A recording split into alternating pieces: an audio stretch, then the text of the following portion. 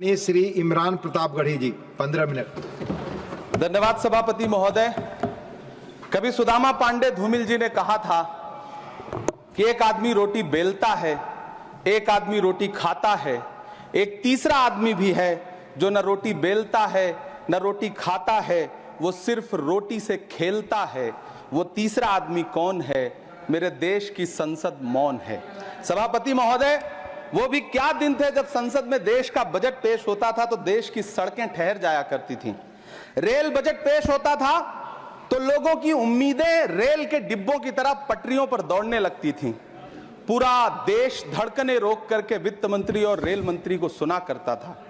अफसोस, अब बजट पेश हो जाता है, मीडिया चैनल सरकार का महिमा मंडन करते हैं और बेचारी जनता बजट के आंकड़ों के शब्द जाल में उलझी हुई महीनों बाद समझ पाती है कि उसका तो फिर से कट गया।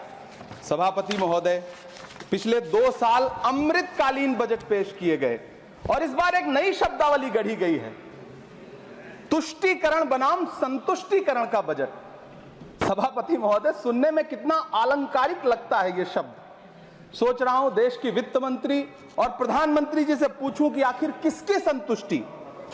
जिस बजट में मनरेगा के लिए 1 रुपए की बढ़ोतरी ना हो, वही पुराना 86,000 करोड़, जबकि पहले ही 9,754 करोड़ का घाटा हो।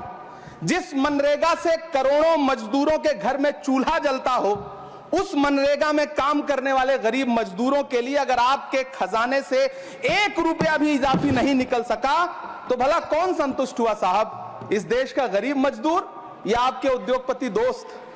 वो जो महाराष्ट्र में लोकसभा और विधानसभा के बीच में 40 लाख मतदाता बढ़ाए गए थे, अरे उन्हीं के लिए मनरेगा का थोड़ा सा बजट बढ़ा देते। क्या उसमें मनरेगा का एक भी मजदूर नहीं था 40 लाख लोगों में? सारे के सारे 12 लाख की छूट वाले से आगे के लोग थे। सभापति महोदय, कल जब वित्त मंत्री जी देश की संसद में भाषण दे रही थी तो वहां मुंबई में कोई गरीब इंसान जब अपनी जेब टटोल करके अपनी मोटरसाइकिल में 1 लीटर पेट्रोल भरवा रहा था तो उस पेट्रोल की कीमत थी 103 रुपया प्रति लीटर। आखिर इतना महंगा पेट्रोल डीजल खरीद के कौन संतुष्ट हो रहा है? इस देश के गरीब लोग या फिर सरकार के चहेते धन्ना सेठ? सभापति महोदय, वित्त मंत्री जी इस बजट को मध्यम वर्ग को संतुष्ट करने वाला बजट बता रही हैं। अरे मैडम, हम आप यहां पर बैठे रहते हैं और वहां बाहर इसी दिल्ली में 1 लीटर दूध, चाहे वो अमूल का हो या फिर मदर डेयरी का हो, उसकी कीमत 73 रुपए लीटर है। इतना महंगा बेच करके कौन संतुष्ट हो रहा है? गरीब जनता या आपके धन्ना सेठ दोस्त? सभापति महोदय, इस सरकार का बाजार और महंगाई पर कोई नियंत्रण नहीं रह गया है। चाहे देश में लहसुन 400 रुपए किलो बिक जाए, टमाटर 100 रुपए किलो बिक जाए, प्याज का दाम सुनकर आंखों में आंसू आ जाए, लेकिन वित्त मंत्री महोदया बजट में महंगाई का मां भी नहीं बोलती हैं। बच्चों की किताब और पेंसिल तक पर टैक्स लगाने वाले सरकार से मैं पूछना चाहता हूं कि आप मध्यम वर्ग का हितैषी बताते हैं खुद को, तो शर्म नहीं आती है? खुद को धार्मिक कहने वाली सरकार भगवान श्री कृष्ण के प्रिय खाद्य पदार्थों दही और मक्खन तक पर जीएसटी लगाती है और बात करती है मध्यम वर्ग की हिमायती होने की।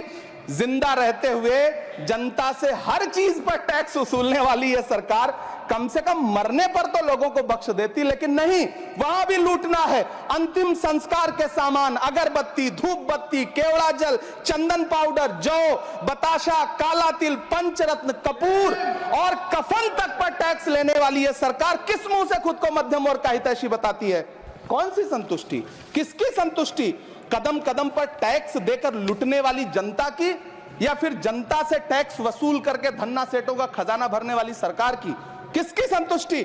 सभापति महोदय, 18 अगस्त 2015 आरा का बिहार का ऐतिहासिक मैदान, सजा हुआ मंच, हजारों की भीड़ और सामने खड़े हुए देश के प्रधानमंत्री का भाषण।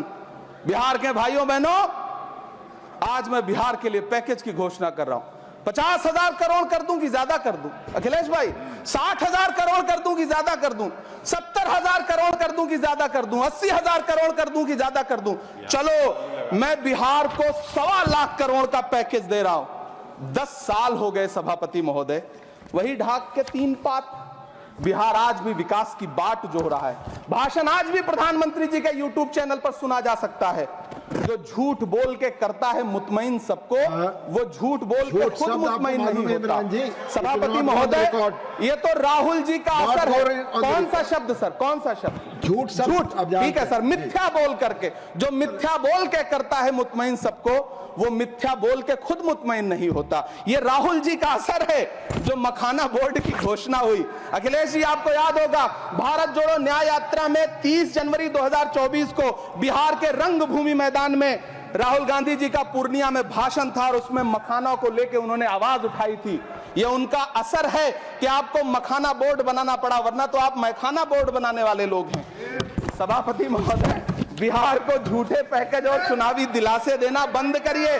आज भी जब कोसी में बाढ़ आती है तो पूरा सीमांचल बर्बाद हो जाता है। मैंने उस तबाही को अपनी आंखों से देखा है। 2016-17 की बाढ़ में अपने इन्हीं हाथों से राहत सामग्री बांटी है मैंने। अगर सच में बिहार के लिए कुछ करना चाहते हैं तो बिहार को बाढ़ से बचाने का प्रबंध करिए। पूर्णिया एयरपोर्ट 10 साल से बाट जो रहा है, घोषणा 2014 में हुई, बन के आज तक तैयार नहीं हुआ। अलीगढ़ मुस्लिम विश्वविद्यालय का किशनगंज सेंटर बजट के अभाव में दम तोड़ता जा रहा है। मैंने पिछले बजट सत्र में भी आवाज उठाई थी। आज फिर वित्त मंत्री जी से अनुरोध करना चाहता हूं, दामन फैला करके, कि अलीगढ़ मुस्लिम विश्वविद्यालय का किशनगंज सेंटर बन जाने दीजिए।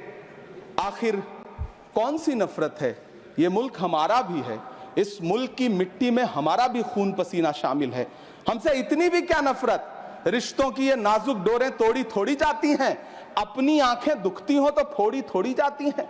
सभापति महोदय, अल्पसंख्यक मंत्रालय का बजट काटकर मौलाना आजाद नेशनल फेलोशिप बंद कर देना, प्री मैट्रिक स्कॉलरशिप बंद कर देना, नई मंजिल योजना बंद करना, धरोहर योजना बंद करना।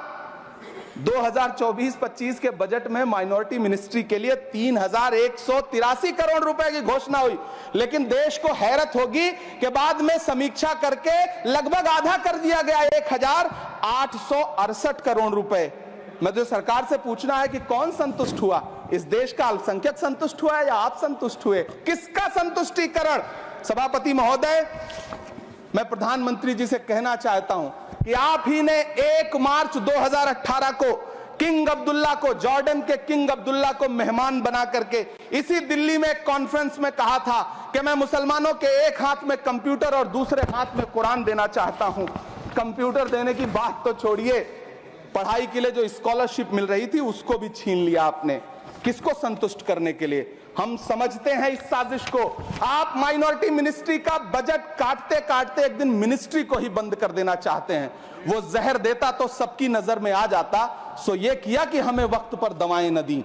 सभापति महोदय, मैं तो वित्त मंत्री जी से पूछना चाहता हूं आपके माध्यम से कि शायद आपको पता ही नहीं है कि गृहस्थी चलाने वाली एक गृहिणी की मुश्किलें क्या क्या होती हैं। आपने कभी सोचा भी नहीं होगा कि जब वो किचन में सब्जी बनाने के लिए कढ़ाई में तेल डालती है तो उसके साथ उसके आंसू भी गिरते हैं। सभापति महोदय, शायद उन्हें पता भी ना हो कि एक छोटी सी गाड़ी और एक छोटे से फ्लैट का EMI भरने के बाद इस देश का एक गरीब इंसान जब अपने बच्चों की फीस भरने के बारे में सोचता है तो उसे कितनी खुशियों का गला घोंटना पड़ता है। शायद उनको पता भी नहीं है कि फसल बेच करके बिटिया की शादी का सपना सजाने वाला किसान जब अपनी फसल बर्बाद देखता है तो कितनी रातें सो भी नहीं पाता है। सभापति महोदय, शायद वो कभी इस पीड़ा को समझ ही नहीं पाएंगी कि परिवार के किसी एक सदस्य को कैंसर जैसी बीमारी हो जाए तो घर और जमीनें गिरवी रख उठती हैं, लेकिन इलाज नहीं हो पाता। सभापति महोदय, इसी देश की संसद में कभी स्वर्गीय सुषमा स्वराज जी ने कहा था कि जब देश की करेंसी गिरती है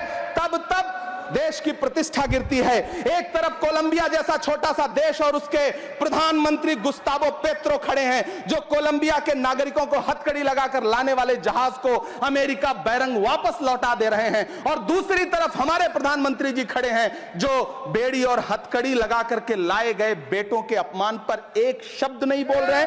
सभापति महोदय, मैं इतिहास के पन्ने पलट रहा हूं, मुझे 2 किरदार याद आ रहे हैं। एक तरफ निक्सन के 7वें बेड़े की धमकियों के सामने लोहे की तरह अडिग इंदिरा गांधी खड़ी हैं, तो दूसरी तरफ खुद ही नमस्ते ट्रंप का नारा लगाते हुए प्रधानमंत्री जी खड़े हैं। मेरे कानों में सुषमा स्वराज जी की आवाज गूंज रही है। बहुत कम बोलने वाले डॉक्टर मनमोहन सिंह ने बहुत ज्यादा बोलने वाले प्रधानमंत्री जी को जब देश की बागडोर सौंपी थी तो $1 58 का था। आज 85 से 87 के बीच में झूल रहा है। इन दिनों रुपए की अहमियत गिरती है तो न तो देश की प्रतिष्ठा गिरती है, ना प्रधानमंत्री की गरिमा। जिस देश में 80 करोड़ लोगों को 5 किलो राशन के लिए कतारों में लगना पड़ता हो, उस देश में यह सरकार 12 लाख तक के टैक्स न लेने के लिए अपनी पीठ थपथपा रही है। हुकूमत इस कदर आवाम पर एहसान करती है, ये आंखें छीनती है और चश्मे दान करती है। सभापति महोदय, महाराष्ट्र का भिवंडी हो, मालेगांव हो, इचल करंजी हो, यूपी का बनारस हो, मुआयमा हो, मुबारकपुर हो, रांची का छोटा नागपुर हो, बिहार का भागलपुर हो, हर जगह बुनकरों की उम्मीदें तोड़ रही हैं, लेकिन इस सरकार के पास उनके लिए कुछ भी नहीं है। मुरादाबाद का पीतल उद्योग, कानपुर का चमड़ा उद्योग, सहारनपुर का लकड़ी उद्योग, फिरोजाबाद का चूड़ी उद्योग, अलीगढ़ का ताला उद्योग, सब सरकारी प्लानिंग से तबाह हो रहे हैं। इन तमाम के बीच सरकारी सपोर्ट से बस एक उद्योग फल फूल रहा है, नोएडा का नफरत उद्योग। सभापति महोदय, जिस देश में 40 से 45% मेडिकल फैकल्टी की सीट खाली हो, वहां बजट में 75,000 नए मेडिकल सीट्स का ऐलान हो रहा है। सरकार बहादुर, कम से कम इस देश के पढ़े लिखे युवाओं को तो मूर्ख समझना बंद करिए। वो अब तिजारती पहलू निकाल लेता है। पहले 7500 मेडिकल सीट्स बाद में बनाइएगा, पहले जो एम्स में 2161 पद खाली पड़े हैं उनको तो भर दीजिए।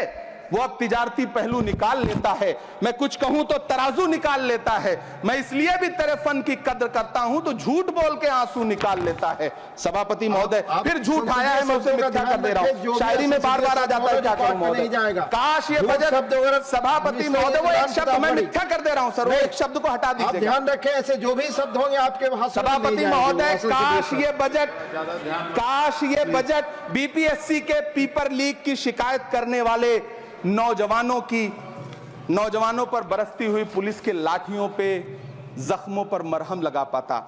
सभापति महोदय, पिछले 80 दिन से 70 साल का एक बुजुर्ग एमएसपी की लीगल गारंटी मांगता हुआ आमरण अनशन पे बैठा हुआ है। काश ये बजट किसान नेता जगजीत डल्लेवाल की टूटती हुई सांसों की पीड़ा सुन पाता। काश ये बजट प्रतियोगी परीक्षाओं की तैयारी के लिए दिल्ली, कोटा, पटना, अहमदाबाद जैसे शहरों में, इलाहाबाद जैसे शहरों में किताबों के साथ गल रहे युवाओं के सपनों को जिंदगी दे पाता। काश ये बजट वंदे भारत के सुनहरे विजुअल के बजाय देश की गरीब जनता को कुछ और पैसेंजर ट्रेनें दे पाता। काश ये बजट सीनियर सिटीजन को ट्रेन टिकटों में मिलने वाली रियायतें वापस लौटा पाता, जिनको सरकार ने कोविड के नाम पे छीन लिया था। काश ये बजट किसानों की राह में कीले नहीं बल्कि कालीन बिछाने वाला बन पाता। काश ये बजट सरकारी मालिकों को यह समझा पाता कि नेहरू को कोसने से अर्थव्यवस्था नहीं सुधरेगी, उसके लिए डॉक्टर मनमोहन सिंह साहब की अर्थ नीति अपनानी पड़ेगी। पिछले 11 साल से नेहरू जी को कोस रहे हैं, आखिर कब तक कोसिएगा? थोड़ा पंडित नेहरू जी के बारे में पढ़िए, तब पता चले कि पंडित नेहरू की शख्सियत का नाम है। दुनिया का पहला ऐसा राजनेता जिसने अपनी जिंदगी की आजादी के लिए, देश की आजादी के लिए 3259 दिन अंग्रेजों की जेल में बिताए। पंडित नेहरू एक ऐसे महान शख्स जिनके पिता पंडित मोतीलाल नेहरू, जिनकी बहन विजय लक्ष्मी पंडित, जिनके बहनोई पंडित रंजीत सीताराम, जिनकी बेटी इंदिरा गांधी, जिनके दामाद फिरोज गांधी, सब ने अंग्रेजों से लड़ते हुए स्वतंत्रता आंदोलन में जेल काटी। आप किस मुंह से उनकी लकीर छोटी करने की बात करते हैं? नहीं कर पाइएगा, 7 जन्मों में नहीं कर पाइएगा, क्योंकि जिस्म की मौत कोई मौत नहीं होती है। जिस्म मिट जाने से इंसान नहीं मर जाते, धड़कने रुकने से अरमान नहीं मर जाते, सांसें थम जाने से ऐलान नहीं मर जाते। जिस्म की मौत कोई मौत नहीं होती है। सभापति महोदय, मैं आपके सामने खड़ा होकर के एक बहुत छोटी सी कहानी सुनाना चाहता हूं कि महान बादशाह सिकंदर ने जब यूनान फतेह किया तो जीत का जश्न मनाने के लिए शहर की सड़कों पर निकला, तो उसने देखा कि पूरा शहर तो जश्न मना रहा है, एक फकीर सड़क के किनारे चादर तान के सो रहा है। सिकंदर को गुस्सा आया, घोड़े से उतरा, उस फकीर के पास गया और उसे सोता देख करके उसे जोर की एक लात मारी और लात मार के कहा कि क्यों रे फकीर, मैंने यूनान फतेह कर लिया, लोग जश्न मना रहे हैं और तू सो रहा है। उस फकीर ने उन्नीदी आंखों से सिकंदर को देखा और देख करके कहा कि शहर जीतना बादशाहों का काम है, लेकिन लात मारना तो गधे का काम है। सभापति महोदय, गरीब जनता को लात मारना बंद करिए।